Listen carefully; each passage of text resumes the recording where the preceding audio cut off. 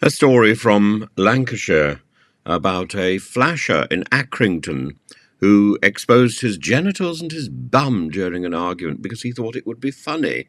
Well, I'm sure some people got a laugh out of all that, but it's not the sort of way to have a serious argument, is it? I mean, if the Prime Minister were to go up to Accrington, is that a response to the sort of things that he would be saying?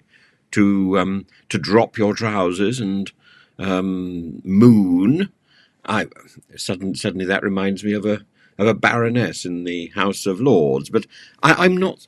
I wouldn't recommend this sort of this sort of gesture politics. This isn't the way to conduct. I mean, the next thing we're going to hear stories of people dropping their trousers and painting themselves blue to try and make some sort of argument. Blue is a colour that I think is well and truly smeared and stained and over. Blue is over, and the days of woad and undressing have gone, at least for a while. And I think the Prime Minister himself may well be lucky to keep his seat. The Prime Minister's seat is like a long sort of a bulky sausage that lies across the top of Yorkshire, and he's surrounded by a number of other little seats, all of which are destined to turn to Labour. And he's been running around the country greeting and meeting people in unsafe seats. I think he has a lot of charm and charisma, and this is the sort of thing that he does best. Off script, off slogan, ideally, and meeting ordinary people. But it's too late for this. This is what should have defined his premiership. Instead, what has defined his premiership is standing at the dispatch box reciting slogans that have been written for him by Simon Case or Isaac Levido. This is nonsense, because it's quite clear these are not his words, that he doesn't believe in this stuff, that he's learnt it like a parrot. If we want a parrot, we go to the zoo.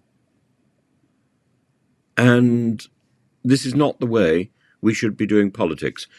Whoever comes in at the next election, I have a pretty good idea, needs to observe and learn from this fiasco.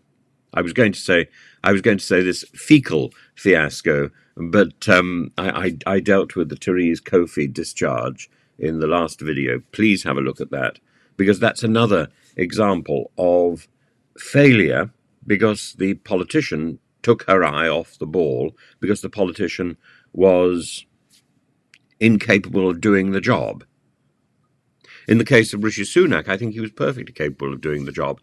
He just got the job after the entire system had been wrecked by Liz Truss in 1 month.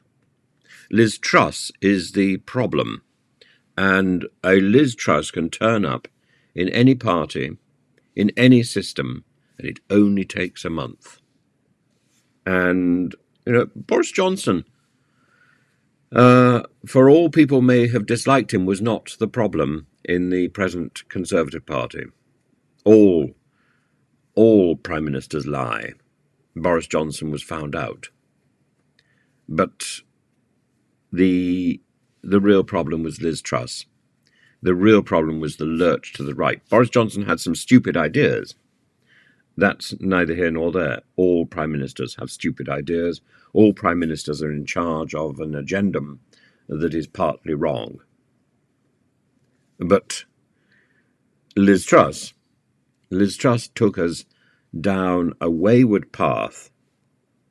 When I think of Liz Truss, I think of Alice in Wonderland.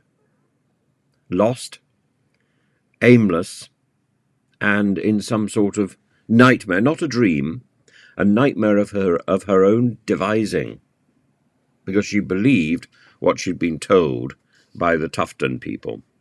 More than that, she'd contributed something to a book, Britain Unchained. What she'd contributed, except perhaps turning the pages every so often, God knows, because her writing skills are certainly in want.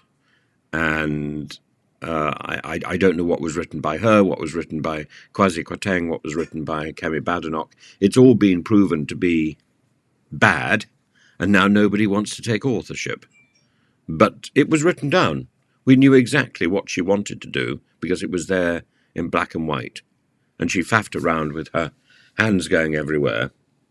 The control of a country is not done by taking lessons in hand gestures. And as we know, Liz Truss's hand jobs were useless. Doesn't matter how much she practiced. They were not efficacious, and they looked ridiculous. And she looked like a puppet from Captain Scarlet. And I'm not surprised that Therese Coffey was her right-hand man. Therese Coffey was as useless as Liz Truss. Two people out of their depth, one of them wading in human effluent down the River Thames.